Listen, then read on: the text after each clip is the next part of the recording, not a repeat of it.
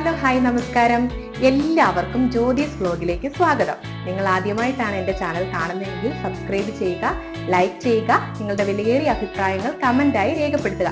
Video ഇഷ്ടപ്പെടുകയാണെങ്കിൽ നിങ്ങളുടെ കൂട്ടുകാർ കൂടി ഷെയർ ചെയ്യാൻ മറക്കല്ലേ. ഓക്കെ, ഇന്ന് നമ്മൾ ഉണ്ടാക്കാൻ പോകുന്ന സ്വാദിഷ്ടമായിട്ടുള്ള ഒരു ബോണ്ടയാണ്. കുട്ടികൾക്കൊക്കെ ഭയങ്കരമായിട്ട് ഇഷ്ടപ്പെടുന്ന ഒരു ബോണ്ടയാണ് ഇന്ന് നിങ്ങൾക്ക് വേണ്ടി ഞാൻ ഉണ്ടാക്കാൻ പോകുന്നത്. പെട്ടെന്ന് തന്നെ നമുക്ക് വീഡിയോയിലേക്ക് പോകാം. അതിലേക്ക് വേണ്ട ഇൻഗ്രീഡിയൻസ് ആണ് ഞാനിവിടെ എടുത്തേക്കുന്നത് മൈദയാണ്. മൈദയോ നമുക്ക് ഗോതമ്പോ എടുക്കാം. ഇന്ന് ഞാൻ എടുത്തിരിക്കുന്ന മൈദയാണ്. പിന്നെ നമുക്ക് ചെറുപഴം വേണം. ഇതൊരു ബൗള് നിറച്ചാണ് ഞാൻ മൈദ എടുത്തേക്കുന്നത്. അപ്പം അതിനനുസരിച്ച് 2 പഴം മതിയായിരിക്കും ഈ ഒരു ബൗളിന്. ഇത് കൂടുതൽ മൈദ നമുക്ക് ആവശ്യമുള്ള സമയത്ത് നമ്മൾ 3-4 പഴം നമുക്ക് ചേർക്കാൻ പറ്റും. പിന്നെ ഞാൻ ശക്കല റവ, ഇതൊരു സ്പൂൺ റവയാണ്. ഇത് ഓപ്ഷണലാണ്. ഇത് കടകളിലൊന്നും അങ്ങനെ ചേർക്കാറില്ല, പക്ഷെ ഞാൻ വീട്ടിൽ അങ്ങനെ ഉണ്ടാക്കുമ്പോൾ ഈ റവ ചേർക്കാറുണ്ട്. അപ്പോൾ ഈ പുറം ഭാഗം നല്ല മുരുമുരുപ്പോടെ കിട്ടും. പിള്ളേർക്ക് അത് ഭയങ്കര ഇഷ്ടമാണ്. നല്ല ക്രിസ്പി ആയിട്ട് കിട്ടും. 1 സ്പൂൺ റവയാണ്, ഇത് വറുത്ത റവയാണ് എടുത്തേക്കുന്നത്. പിന്നെ ഏലക്കായും ജീരകവും കൂടെ പൊടിച്ചത്. പിന്നെ ആവശ്യത്തിന് എണ്ണ വേണം നമുക്ക്. പിന്നെ അതുപോലെ ഞാനിവിടെ ശർക്കര പാനിയാക്കിയിട്ടുണ്ട്.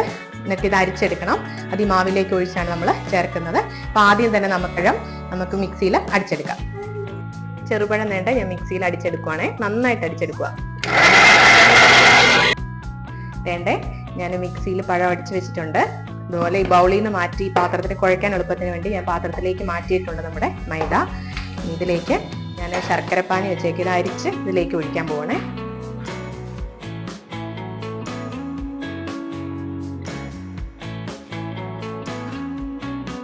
നന്നായിട്ട് അരിച്ച് എടുത്തിട്ടുണ്ട്. അതുകൊണ്ട് ചെറിയ കല്ലും മണ്ണൊക്കെ ഇതിനകത്തുണ്ട്. അതുകൊണ്ടാണ് നമ്മൾ നന്നായിട്ട് അരിച്ചെടുക്കണമെന്ന് പറയുന്നത്. ഇതിലേക്ക് 1 സ്പൂണ് റവ ചേർക്കുവാണേ. ഒരല്പം ഏലക്കായും ജീരകവും കൂടെ പൊടിച്ചത് ചേർക്കുന്നുണ്ട്. 1 സ്പൂൺ നിറച്ചെടുക്കുന്നില്ല, ഇത്രയും മതിയാകും. പിന്നെ ലാസ്റ്റ് നമ്മൾ അടിച്ചു വെച്ചിരിക്കുന്ന പഴം കൂടി ഇതിനകത്തോട്ട് ആഡ് ചെയ്യണേ.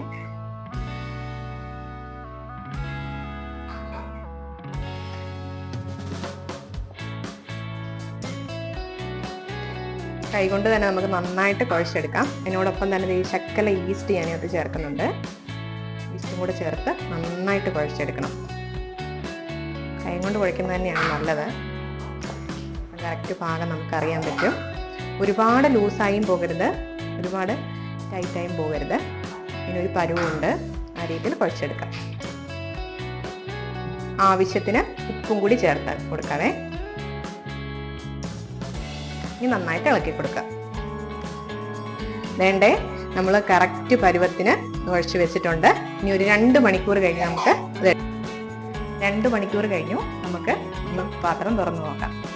ആവശ്യത്തിന് പൊളിച്ചിട്ടുണ്ട്. എന്നാൽ അടുപ്പ് കത്തിക്കാം. അടുപ്പ് കത്തിച്ച് ഞാൻ എണ്ണ ഒഴിച്ചിട്ടുണ്ട്. എണ്ണ നന്നായിട്ട് ചൂടാവട്ടെ.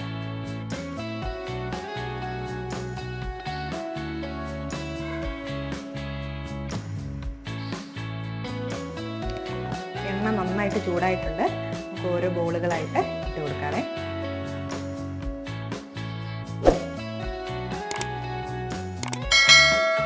രണ്ട് സൈഡ് നന്നായിട്ട് മൂത്തിട്ടുണ്ട്. നമ്മൾ ഈ അടുപ്പ് കുറച്ചിട്ടാണ് മൂപ്പിക്കുന്നത്, എന്നാലേ ഉള്ളു നന്നായിട്ട് വേഗമുള്ളൂ.